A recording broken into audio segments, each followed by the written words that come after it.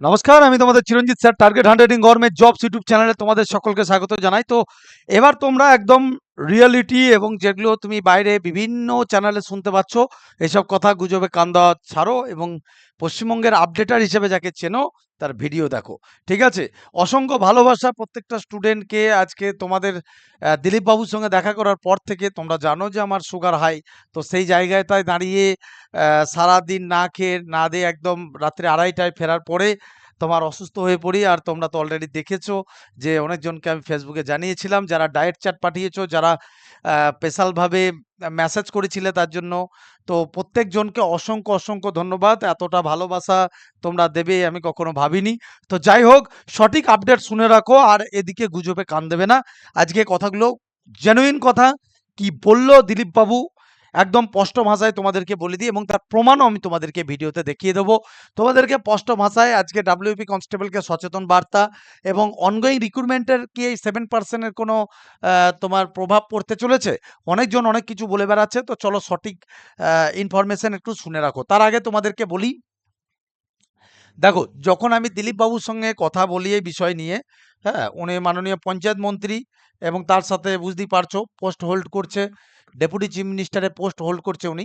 তো তোমাদেরকে একটা কথা বলে দিই, উনি আমাকে প্রায় 35 মিনিট ওনার সাথে কথা হয়েছে। রিক্রুটমেন্টের বিষয়ে তো কথা হয়েছি, এগুলো পরবর্তী ভিডিওতে আমি দিতে থাকবো। তোমরা সাবস্ক্রাইব করে নিও যারা, তোমাদের ভালো কথা, যারা এবছর বেরিয়ে যাচ্ছ খুব ভালো কথা। আর যারা এখনো পর্যন্ত তোমার বন্ধু বান্ধব বা আছে, সঠিক আপডেট সঠিক গাইডলাইন্স পুলিশের বিভাগে সঠিক প্রিপারেশন সবকিছুর জন্য চিরঞ্জিত স্যারকে ফলো আপ করতে বলো, কেমন?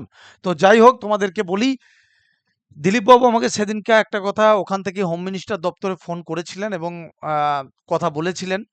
তো ডেপুটেশন তো আমি তোমাদের রেজাল্টের জন্য দিয়েছি, কিন্তু তার সাথে উনি বলে দিয়েছিলেন যে আগামী 8 তারিখ জুন মাসের 8 তারিখে যে নেক্সট হিয়ারিং আছে, সেই হিয়ারিংটা ওনারা ভালো করে একটু বলছে যে তোমরা একটুখানি হিয়ারিংটা পর্যন্ত অপেক্ষা করে যাও। আমাকে যথেষ্ট সম্মান দিয়েছে। স্পেশালি থ্যাংক ইউ দিলীপ বাবুকে, যে এত বড় পোস্ট হোল্ড করার পরেও উনি যে 35 মিনিট সময় দিয়েছে। এবং তার থেকেও বড় জিনিস হচ্ছে, অ্যাজ এ টিচার হিসাবে যতটা রেসপেক্ট করার, তার থেকেও বেশি রেসপেক্ট আমি ওনার কাছ থেকে পেয়েছি। স্পেশালভাবে ওনার কাছ থেকে, মানে ওখানে ওনার পাশে দাঁড়িয়ে ওনার কাছ থেকে চা খাওয়া মানে বিরাট ব্যাপার।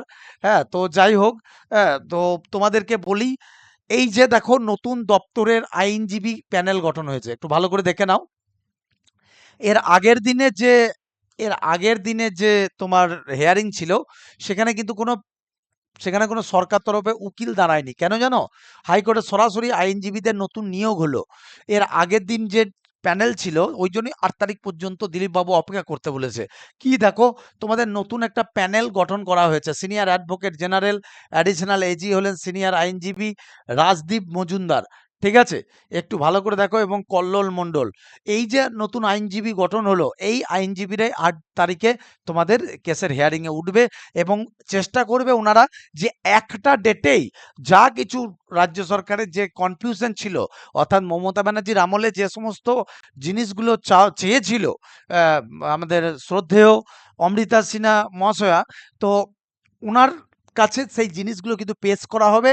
এবং তোমাদেরকে স্পষ্ট ভাষায় এটাও বলে দিই, উনি বলে দিয়েছেন যে যদি 8 তারিখের মধ্যে আমাদের নেক্সট হেয়ারিং এ লয়ার যাবে এবং সেখানে যদি মানে কনফিউশন দূর করে দিতে পারে, তাহলে তোমরা ধরে নিতে পারো যে তার 7 দিন কি 8 দিনের মধ্যে তোমাদের ডাব্লিউবিপি কনস্টেবলের রেজাল্ট কিন্তু ক্লিয়ার করে দেবেন। কি বললাম? স্পষ্ট ভাষায় বলে দিলাম, ডাব্লিউবিপি কনস্টেবলের প্যানেল ক্লিয়ার করে দেবে। এবার দেখো, এতটা আমরা মুখোমুখি চলে এসেছি। আজকে এইটার ফলাফল কি জানো? আমাদের পশ্চিমবঙ্গ যৌথ মঞ্চ, যে যৌথ মঞ্চ তোমরা অলরেডি জানো, যে আমাদের যৌথ মঞ্চ তরফ থেকে আমি শিক্ষক হিসাবে ওনার কাছে যেরকম ডেপুটেশন দিয়েছি, যৌথ যৌথ মঞ্চের হয়ে গোটা পশ্চিমবঙ্গে আমাদের স্টুডেন্টরা, সমস্ত বিজেপি যত এমএলএ রয়েছে, যত এমপি রয়েছে, যত মন্ত্রীবর্গ রয়েছে, সবাইকে কিন্তু, এমনকি মাননীয় মুখ্যমন্ত্রী শুভেন্দু অধিকারী মহাশয়ের সঙ্গেও কিন্তু আমাদের দেখা করা হয়েছে। ঠিক আছে? তো তোমাদেরকে স্পষ্ট ভাষায় বলে দিই যে তোমাদের যে নতুন সরকার এসেছে, আমাদের এই নতুন সরকার কিন্তু রেজাল্ট নিয়ে কিন্তু ডিলেমি করবে না। এবার দেখো, যদি তাদের প্যানেল না গঠন হয়, কথাটা বুঝবে, একটু স্পষ্টভাবে বুঝবে, আগে ভিডিওটা দেখো। তো প্যানেল যদি গঠন না হয়, তাহলে তারা কি করে যাবে সেই ডেটে? তো প্যানেল গঠন হয়ে গেছে, এবার গিয়ে তোমাদের ক্লিয়ারেন্স দেবে। কিন্তু একটা ভাই, খুব খারাপ জিনিস লাগছে, এতটা আমরা আন্দোলন করছি, এতটা তোমাদের জন্য লড়ছি, এবং তোমাদেরকে এটাও আমি জানিয়ে দিই, তোমাদের চিরঞ্জিত স্যার ৮ তারিখের পরবর্তীতে যদি ক্লিয়ারেন্স থাকার ৭ দিনের মধ্যে রেজাল্ট প্রকাশ না করে, তাহলে সোজাসুজি লালবাজারের পারমিশন তো আমার করাই আছে। ওনাদিকে ডেটটা আমি হোল্ড করতে বলেছি। স্পষ্টভাবে সরকারের তরফ থেকে ডেট নিয়ে সকল ২১,০০০ পরিবার, এই যে ২১,০০০ পরিবার সকলে মিলে আমরা কিন্তু রাস্তায় নেমে পড়ব। বোঝা গেল? তো প্রত্যেকজনকে বলছি যে তোমরা একটু থেমে যাও, এবং তোমাদের রেজাল্ট কিন্তু হাতের মধ্যেই রয়েছে।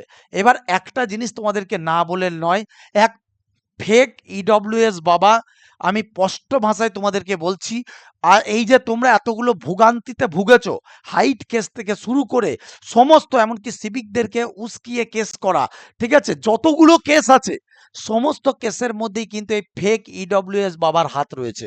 স্পষ্ট ভাষায় তোমাদেরকে বলে দিচ্ছি। এখন আবার ও নাকি নতুনভাবে করতে চাইছে, ও নাকি বলছে যে এই প্যানেল ক্যান্সেল করে দেওয়া হবে।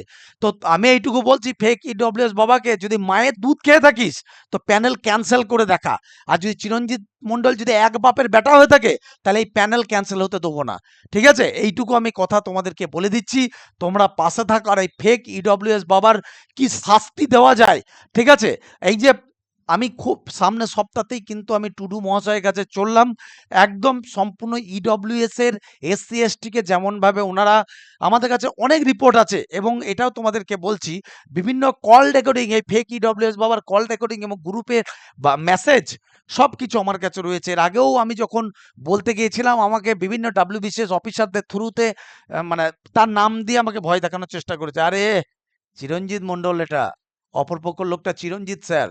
হ্যাঁ, মমতা ব্যানার্জির আমলে মমতা ব্যানার্জিকে অযোগ্য মুখ্যমন্ত্রী বলে এসছি, সেখানে হাই হাই করে এসছি রোডের ধারে, সেখানে আজ পর্যন্ত কেউ ভয় দেখাতে পারলো না, কেউ কিছু উগরাতে পারলো না, আর তোর মতো একটা বগলের চুল, আর কি আর বলবো। তো যাই হোক, পশ্চিমবঙ্গের স্টুডেন্টদেরকে আমি বারবার করে বলছি, এই যে ৫ বছরের যে ছাড় বয়সের, এটাও শুনছি নাকি সে নাকি এটা নিয়েও নাকি তার মাথা ব্যথা, যেটা হতে দেবে না, ঠিক আছে। এবং তার সাথে কিন্তু তার ছাঁট হিসাবে আর একজনও রয়েছে, আমি আর নাম বলছি না, সো কল টিচার, নিজেকে সো কল টিচার বলে, কিন্তু ছাঁট হিসাবে তাকে কিছু বললে তার খুব গায়ে লাগে।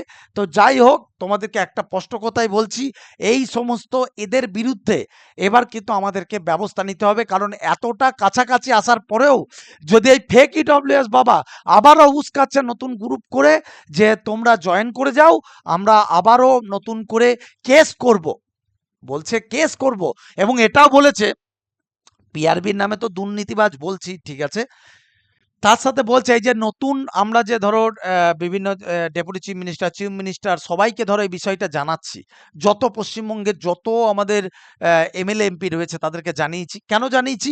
যাতে তারা সকল মিলে বৈঠক করে তারা যেন এটা সলভ করে, এবং তারা দেখো বৈঠক করেওছে, এবং কিন্তু প্যানেল কিন্তু বারও করে দিয়েছে, এবং কথা আমাদের রেখেছে যে চিরঞ্জিত স্যার বলছে, আদার্স কেউ বলছে। এবং তোমাদেরকে এটা বলি, আজকে ডেপুটি চিফ মিনিস্টার এতটা মানে আমাদের যে দিলীপ বাবু রয়েছেন, অ্যাজ এ স্টুডেন্টের গাইডার হিসাবে এতটা সম্মান দেবে আমি কখনো ভাবতে পারি নাই। উনি আমাকে একটা কথা বলছে যে আমাদের হাতে তো ধরো খড়গপুর রয়েছে, যে যেখান থেকে দাঁড়াবে সেখানটা রয়েছে, কিন্তু তোমার হাতে গোটা পশ্চিমবঙ্গ রয়েছে, গোটা পশ্চিমবঙ্গের সমস্ত স্টুডেন্ট ইউনিটি রয়েছে। তো এই জন্য আমি আর একটা কথাও উনার পিএ বলেছে, অসংখ্য ধন্যবাদ, ভালো লাগলো কথাগুলো শুনে, যে আপনার একটা কথা বলা মানে ব্যাকে ১,০০,০০০ স্টুডেন্টের কথা বলা। তো যাই হোক, তোমাদেরকে একটা কথা বলছি, আমি সব সময় তোমাদের জন্য লড়ে যাব, সব সময় আমি চেষ্টা করব যে তোমাদের রেজাল্ট যদি না আসে তার পূর্ণভাবে রাস্তায় দাবিতে নামতে, এটাও আমি সরকারকে বলে এসেছি একদম দিলীপ বাবুর সামনে, এবং কড়া বার্তাতে বলে এসেছি যে স্টুডেন্টরা যদি এর পরবর্তীতে নেমে যদি নতুন রাজ্য সরকারের হাই হাই বলে, তখন কিন্তু এটা কিন্তু দয়া করে এই বিষয়টার কিন্তু বুঝতে পারছেন কতদূর কি যেতে পারে। তো ওনারা কিন্তু রীতিমতো এটা স্টেপ নিচ্ছে। তো এই যে মানুষগুলো স্টেপ নিচ্ছে, এই যে রাজ্য সরকার খুদ স্টেপ নিচ্ছে, এই অংশটাকে কিন্তু এই ফেক ইডব্লিউএস বাবার সহ্য হচ্ছে না। এ বলছে যে আমরা নাকি ওদের আগে যেরকম চটি চাটা বলেছে, এইটাকে বলছে নতুন সরকারের নাকি আমরা চাটতে গিয়েছি, এরম কথা লিখেছে বিভিন্ন জায়গায়। ঠিক আছে, আজকে তাহলে তোমার কথা, তাহলে আমি তোমাদেরকে বলতে চাইছি, তাহলে চিরঞ্জিত স্যার কি তোমাদের জন্য লড়া বন্ধ করে দেবে? তাহলে তোমরা ফেক ইডব্লিউএস বাবার কথা শুনে আবার একবার কেস করবে? কেস করা মানে ভারতীয়, এটুকু জেনে রাখো, ভারতীয় আমাদের সংবিধানে আমাদের যে বিচারালয় রয়েছে সেখানে এত কেস পেন্ডিং রয়েছে এবং তার কয়েকজনই মাত্র তোমার জাজ রয়েছে। তো যে কোনো কেস করলে আরো 6 মাস। তাহলে তোমরা চাও যে তোমাদের প্যানেলটা আরো 1 বছর ঝুলে থাকুক? তাহলে এই ইডব্লিউএস বাবা যে বিভিন্ন জনকে উস্কাচ্ছে, তাহলে তাকে তোমার কি করা উচিত? আমি তোমাদেরকে আবারও বলছি, দেখো আমি নাম চাইলে বলে দিতে পারতাম, ফেসবুকে রাত্রের বেলায় জয়েন করো লাইভে প্রত্যেকজন, ওখানে প্রচুর কিছু এক্সপোজ করা হবে। এবং স্পষ্ট করে বলে দিচ্ছি, স্টুডেন্টদেরকে নিয়ে যে সেন্টিমেন্টালি খেলবে আমি তার জন্য জম হয়ে দাঁড়াবো, বাস্তব কথা। ঠিক আছে, অনেক কিছু ছাত্রদেরকে উস্কিয়ে আজকে এই পর্যন্ত দাঁড় করিয়েছে। একবার ভেবে দেখ তো বাবা, কত মাসের মাইনে তোরা পেয়ে যেতিস? 30,000 টাকা করে যদি 6 মাস আগে জয়েন করতিস, 1,80,000 টাকা বেতনের মালিক হতিস, সেই জায়গায় এখনো বেকার হয়ে রাস্তায় ঘুরে বেড়াতে হচ্ছে। বাস্তব কিনা? বাস্তব কিনা? আমার নিজস্ব কত স্টুডেন্ট আছে, তোরা প্রত্যেকজনাই তো আমার স্টুডেন্ট। আমার নিজস্ব যারা আমার কাছে পড়তি, যারা আমার কাছে পড় না পড়, আমি তোদের জন্য লড়ছি, আমি তোদের শিক্ষক। তো এইটুকু জেনে রাখিস যে শুধুমাত্র ম্যাথ জিআই করালি শিক্ষক হওয়া যায় না। শিক্ষক হওয়ার জন্য রাস্তায়ও নামতে হয়, আন্দোলন করতে হয় এবং তার জয়নিং পর্যন্ত তার দায়িত্ব নিতে হয়। তো যাই হোক, আমি প্রত্যেকজনকে একটা কথাই বলবো, যে ফেক ইডব্লিউএস বাবাকে যা বলার তোরা বলিস, যা বিচার করার তোরা করিস, কিন্তু তোদের রেজাল্ট কিন্তু আবার একবার আটকানোর পূর্ণ চেষ্টা করছে। বোঝা গেল? আর যদি এই কেস খামারিতে আবার যেতে যাও তাহলে কিন্তু আবারও 1 বছর ধরে রাখো। এবার তোমরা যা করবা সেটা তোমাদের ব্যক্তিগত ব্যাপার। হ্যাঁ, আমার বলার দায়িত্ব ছিল, বলে দিলাম। এবার তোমরা যদি সচেতন হও ভালো কথা, আর যদি সচেতন না হও তাহলে তোমাদের রেজাল্ট আবারও ঝুলতে চলেছে। ঠিক আছে, যত কিছু এর তোমার, আচ্ছা একবারও তোদের মনে হয় না একটা ছেলে যে WBCS এর পাস করেছে, ভালো কথা, তাহলে সে তো তার চাকরিতে জয়েন হয়ে যাওয়ার কথা, তাহলে তার কিসের এত ইন্টারেস্ট তোদের এই WBP কনস্টেবলের প্যানেলের উপরে? কথাটা বুঝার আছে, কিন্তুটা বুঝছিস? আমাদের ইন্টারেস্ট কেন জানিস? আমি স্পষ্ট ভাষায় বলে দিচ্ছি, আমাদের ইন্টারেস্ট তোদের যদি রেজাল্ট না বেরোয়, তাহলে আমাদের এই যে স্টুডেন্টরা, হাজার হাজার স্টুডেন্ট তোরা, কারণ আমি তোদের জন্য লড়তে জানি, প্রথম কথা। দ্বিতীয় কথা হচ্ছে, নতুন রিক্রুটমেন্ট না বেরোলে আমাদের সংসার চলবে কি করে, আমরা শিক্ষকরা চলবো কি করে? তাই সেটা আমার আমার দিক থেকে স্পষ্ট ভাষায়, আমি না বললেও সেটা তুই সত্যি সেটা জানিস। কিন্তু বাকি এই ইডব্লিউএস বাবা, আজকে তুই যদি সরকারের তরফে চাকরি পেয়ে যেতিস, তুই কোনো প্যানেল নিয়ে, তুই তো নিজে চাকরি করছিস, তোর প্যানেল তো কেউ ঝুলায়নি, তাহলে সেই জায়গাটায় তুই বাকিদের প্যানেল কেন ঝুলানোর চেষ্টা করছিস? তুই কেন সবাইকে উস্কাচ্ছিস? এর ব্যবস্থা নে। আমি আবারও বলছি, প্রত্যেকটা স্টুডেন্টকে বলছি, এর ব্যবস্থা নে। এবং দরকার হলে আমরা সকলে মিলে এর বিরুদ্ধে মামলা করব। শুধু মামলায় নয়, চাঁদা চাঁদা তুলে মামলা করব।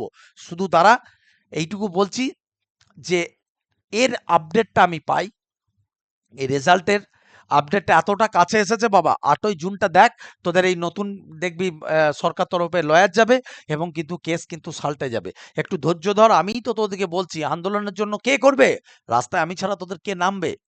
তাহলে আমি যখন তোদেরকে বলছি যে আমাকে, যখন একটা ডেপুটি চিফ মিনিস্টার অত বড় একটা পোস্ট হোল্ড করে, 3টে মন্ত্রিত্ব হোল্ড করে, উনার মতো মানুষ যখন মুখের উপরে বলছে যে চিরঞ্জিত স্যার একটু দাঁড়িয়ে যান, একটু দাঁড়িয়ে যান, ছাত্রছাত্রীদেরকে এই মুহূর্তে নামতে বারণ করুন, আপনাদের যদি ডিমান্ড পূরণ না হন অবশ্যই নামবেন, এই কথা বলেছে, অবশ্যই নামবেন, কিন্তু একটু হোল্ড করে যান, একটু হোল্ড করে যান।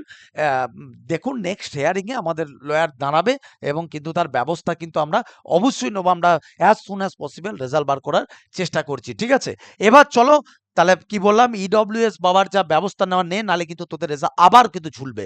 এই এত কিছু, এতটা এসে নৌকা বাই বাই নিয়ে এসে তীরে নিয়ে এসে আবার ডুবানোর চেষ্টা করছে। তাহলে এদের দিকে কি করা যায়, কি করা উচিত, আমি তোদের কাছ থেকে এটা জানতে চাইছি।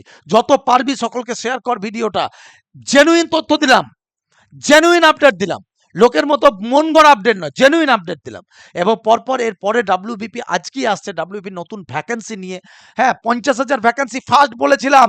চিরঞ্জিত স্যার না জেনে না শুনে কথা বলে না, বোঝা গেল? এইটুকু না ঘোজরে দেবো পশ্চিমবঙ্গে যদি ভ্যাকান্সি না বেরোয়, কোন বিভাগে কত আসতে চলেছে, এটাও কত আনন্দের খবর আসতে চলেছে, কত এসআই বেরোতে চলেছে, একবার নিজের চোখের সামনে দেখবি। ঠিক আছে, তো চলো এবার আমি ওইটা নিয়ে একটু কথা বলবো। তোমাদের রিজার্ভেশন, এই যে তোমাদের এই একটা রিজার্ভেশন, তোমরা জানো যে আমাদের রাজ্য সরকারের তরফ থেকে যারা তোমার সেন্ট্রালে রয়েছে, সেন্ট্রালের ওবিসি রয়েছে, তাদেরকে সম্ভবত 27%, এবং যারা ওবিসি এ ক্যাটাগরি রয়েছে, অর্থাৎ এই ওবিসি এ বলছি, মানে সরি, যারা রাজ্য স্টেটের ওবিসি রয়েছে, ঠিক আছে, তাদের মনে হয় সম্ভবত 7% করেছে। হ্যাঁ, গোটাটা আমি পড়েছি, যতটা আমি বুঝতে পেরেছি টোটালের ওপরে। তো এখানে বেশ কিছু কাস্ট আছে, এখানে আরো কাস্ট এখানে রয়েছে। এই যে কাস্ট সব রয়েছে, এগুলো সেন্ট্রাল ওবিসির আন্ডারটেকিং রয়েছে। দাঁড়া, বলে দিচ্ছি তোদের।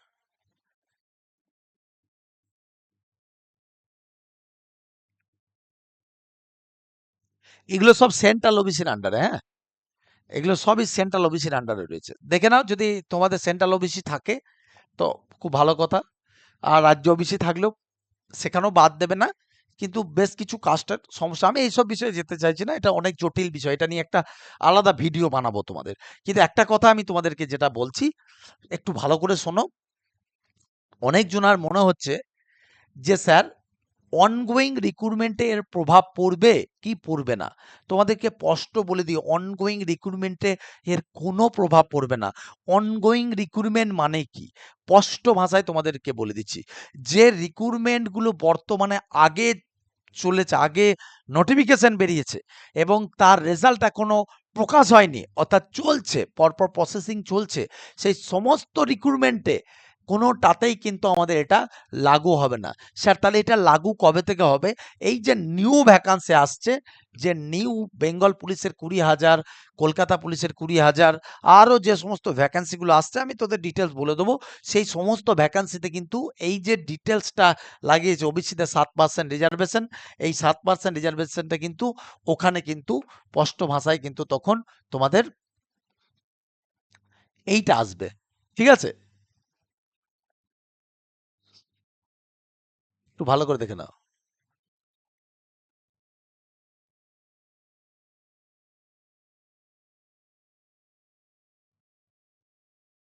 তাহলে বোঝা গেল আমি কি বললাম, যে তোমাদের এই রিক্রুটমেন্টে অনেকজন যারা চিন্তা করছিলে যে স্যার এই রিক্রুটমেন্টেই কি আমাদের ওবিসি এ, ওবিসি বি এই দুটোই কি বাদ চলে যাবে? তোমাদেরকে বলি, তোমাদের এই রিক্রুটমেন্টে কোনো প্রভাব, এই যে রিজার্ভেশনের যে স্যার, তাহলে আমি স্যার নাম্বার কমে যাবে, আমার 7% হয়ে যাবে আর বাকিরা এত বেশি পাবে, এরকম বিষয় না। তোমাদের এই রিক্রুটমেন্টের উপরে কোনো প্রভাব পড়ছে না। আমি যতটা জানতে পেরেছি, আমার যতটা নলেজ আছে, আমি সোর্স লাগিয়ে জানতে পেরেছি, আমি তোমাদেরকে স্পষ্ট ভাষায় বলে দিলাম যে তোমাদের এই রিক্রুটমেন্টের কোনো প্রভাব পড়ছে না। কিন্তু তোমাদের আপকামিং রিক্রুটমেন্টের উপরে কিন্তু মানে খুব বেশি প্রভাব পড়বে। বুঝতে পেরেছো? তো সেই জন্য বলছি, ঠিকঠাকভাবে পড়াশোনা করো, এমনিতেই খুব লেভেল বাড়িয়ে দেবে। আর তোমরা জানো, আর একটা কথা প্রত্যেকজনকে বলে দিও, তোমাদের তো ধরো যদি দরকার না হয়, তোমাদের তো ধরো রেজাল্ট বেরিয়ে যাবে, তো তোমাদের বন্ধু বান্ধব যারা আছে, তোমাদেরকে বলো আগামীকাল থেকে শুরু হচ্ছে আমাদের Chanakya batch, Chanakya free batch, free free YouTube session, ইউটিউবে ক্লাস হবে একদম ফ্রিতে। তোমাদেরকে বলে দিই, তার রুটিন শিডিউল তোমরা আমাদের যে ইউটিউবের যে ওই যে লেখা দেয় না, ওইখানে পেয়ে যাবে তোমরা, ঠিক আছে? তোমরা ওখানটা একটু সার্চ করবে, বিকালের মধ্যে তোমরা রুটিন পেয়ে যাবে। এবং তোমাদেরকে বলতে পারি যে অন্যান্য টিচারে ক্লাস করানো ভার্সেস চিরঞ্জিত স্যার এবং তার যে টিচাররা, তাহলে তুমি নিজেরাই বুঝতে পারবে যে স্যারের কাছ থেকে কেন এত সিলেকশন পায়। কি কি বিষয়ে স্যার পড়াবেন? WBP, upcoming KP main, WBP SI, excise, যেগুলো যেগুলো আসতে চলেছে, ওয়্যারলেস, ওয়্যারলেস, এবং তার সাথে তোমাদের বলে দিই পঞ্চায়েত,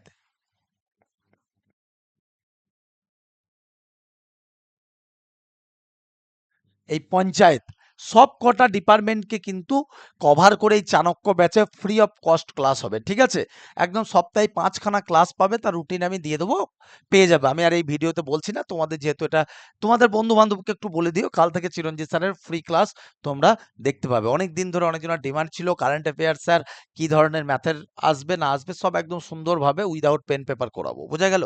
আগামীকাল থেকে শুরু হচ্ছে আমাদের এই ক্লাস, আমি জানিয়ে দিলাম। আর একটা কথা, একদম ফ্রিতে, আমি আবারও বলছি, যারা ব্যাচ নেবে নেবে যারা ব্যাচে পড়বে তাদের তো আলাদা আছে, রুদ্রনীল 3.0 তে ভর্তি চলছে, সেটা তো একদম তোমাকে বেসিক টু অ্যাডভান্স কমপ্লিট করানো হচ্ছে। আর যদি মনে হয় যে স্যার ফ্রি সেশনটা আমি দেখব, সবাই তো ব্যাচ নিতে অনেকজন পারে না, তবে কষ্ট মষ্ট করে একটু চেষ্টা করবে। আমাদের ব্যাচ হচ্ছে মাত্র 599 টাকা, তো চেষ্টা করবে নিয়ে রাখার, কারণ এটা হচ্ছে সাপোর্টিং গাইডলাইন্স। ইউটিউবে ফ্রি সেশন দেখে যদি তুমি ভাবো যে আমি চাকরি ক্র্যাক করে দেবো, তাহলে ভুল কথা। কারণ ইউটিউবে টিচাররা সেগুলোই করায় যেগুলো তোমার এমসিকিউ ফরম্যাট থাকে, কেউ তো ধরে করায় না, এক ধার থেকে করায় না, যেগুলো মিক্সড আপ দেখায়। আমিও তোমাদের হয়তো চেষ্টা করব যে একটু ধরে করানো, সিলেবাসটা কভার করা, কিন্তু ইউটিউবের 5টা ক্লাস তার জন্য এনাফ না। তোমাকে তার সাথে সাথে তোমাকে একটা ব্যাচ নিয়ে রাখা উচিত। এবার যেটা ভালো বুঝবে, ঠিক আছে? যদি মনে হয় চিরঞ্জিত স্যার তাহলে পঞ্চায়েত ডাব্লিউবিপি যেটার জন্যই পড়তে পারো, ঠিক আছে? আর একটা কথা, কোনো যারা ভর্তি হবে বা কোনো কিছু ইনফরমেশন যারাই জানবে, তোমরা এই নম্বরটাতে কল করবে, কেমন? ভর্তির বিষয়ে হোয়াটসঅ্যাপ করবে অথবা কল করবে এই নম্বরে, বোঝা গেল? বলে দিলাম। আর তোমাদের যা ইনফরমেশন সেগুলোর জন্য আলাদা করে ফোন করার দরকার নেই, আমি তোমাদের ইউটিউবে বলে দেব, কেমন? তো সেই জন্য তোমাদেরকে বলছি, তোমাদের রেজাল্ট কিন্তু খুব সন্নিকটে চলে এসেছে। তো যেহেতু রেজাল্ট চলে এসেছে, এই ফেক ইডব্লিউএস বাবার চক্করে যেন কেউ পড়িস না। আর স্পষ্ট করে বলে দিচ্ছি, এ যদি কিছু করতে চায় তাহলে এর উপযুক্ত ব্যবস্থা কিন্তু আমরা নিচ্ছি, ঠিক আছে?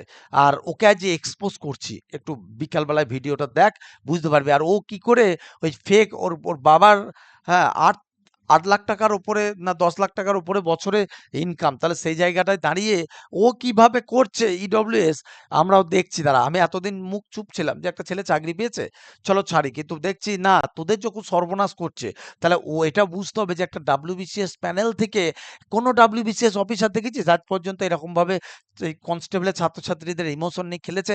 এ খেলছে, জানবি।